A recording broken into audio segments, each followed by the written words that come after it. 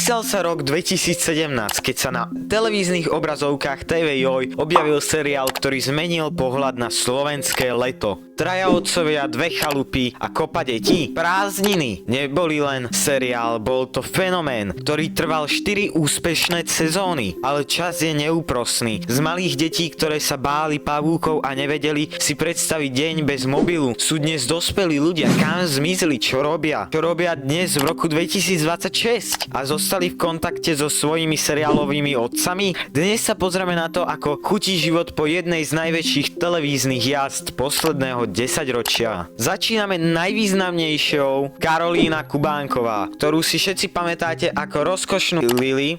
Zatiaľ je tu na štvorku, Lily. Čo? Ale no, Adam by si nedal štvorku z telesnej. Prišiel som po Lily. Super, zachránil si ma. Ahoj. Čau.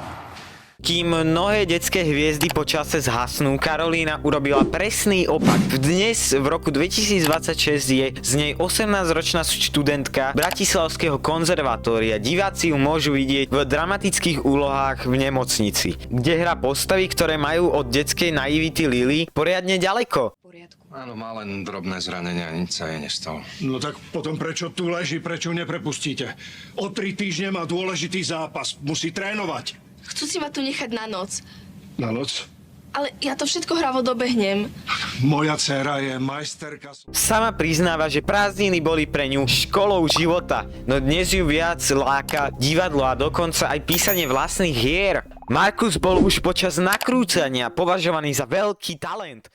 Mi ide traktor. Ak si nepohneme, tak nás narazí. Choď! Kam mám ísť? Ja by som sa už pohla, nevyzerá, že chce zastaviť.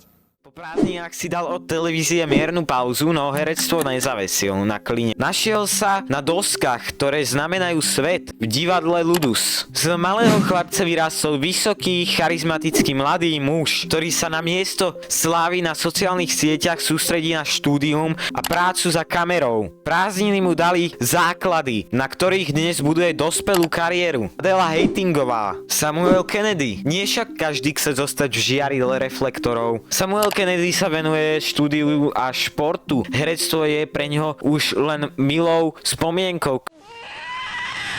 Dieťatko spíš, že mamka varí slíže. Sa hráš na mamičku? Je zlatý, ale neviem, či sa nepokakal. Rozutekala do rôznych kútov života. Čo je?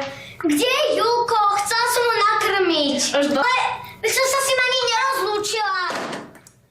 Ktorí študujú v zahraničí, iní sa venujú IT alebo ekonomii. Ich osudy nám pripomínajú, že byť detskou hviezdou je jedna vec, ale nájsť si vlastnú cestu v dospelosti je tá skutočná výzva. A čo Páčte ľudia, že prerušujem toto video, ale chcel by som, aby ste dali odber, lebo som si strašne dal námahu s týmto videom a do komentu napíšte nejaké dobré slovo, nech to pomôže algoritmusu. Ich seriáloví otcovia pre Ľuboša Kostelného, Tomáša Mátohu a Marka Igondu boli prázdniny projektom, kde si naozaj odýchli, no cesty sa po poslednej kapke nerozišli úplne. Kostelný je dnes pilerom Slovenského národného divadla. Je nadporučík František Bobrovský, krajské riaditeľstvo policajného zboru.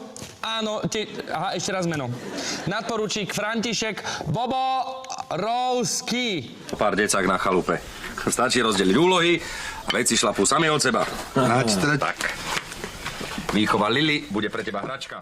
Často sa stretáva s Karolínou Kubánkovou pri iných nakrúcaniach a pôsobí ako jej neoficiálny mentor. Tomáš Mátoha sa v Česku venuje skôr moderovaniu a svojmu kabaretu. Kde?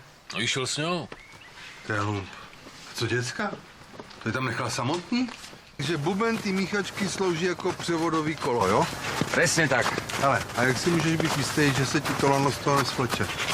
Marko Igonda zostal verejný drsným filmovým úlohám. Si Fazulu nechala, viedla iba párky. To naozaj ma chcete zabásnuť? Ale počkejte, to není zločinec, to je nedorozumění. Jo, nemohte zavrieť. Všetci traja sa však zhodujú na jednom. Chémia, ktorá vznikla na chalupách. Neopakovateľná. Často spomínajú, ako museli tie deti v lese naozaj strašiť a ako sa z nich na pár mesiacov v roku stali skutočné rodiny. Seriál Prázdniny nám dal nádej, že leto sa nikdy nemusí skončiť, ale život má iný scénar. Deti vyrástli, otcovia ostarili a chalupy na kopaniciach stíchli. Napriek tomu v nás zostal pocit, že táto partia bola na chvíľu aj našou rodinou. Dokument o nich nie je len o tom, kde sú dnes. Je to o tom, že bizár a kontroverzia nemusí byť jednou cestou, ako uspieť. Stačí úprimnosť, humor a kúsok slovenskej prírody.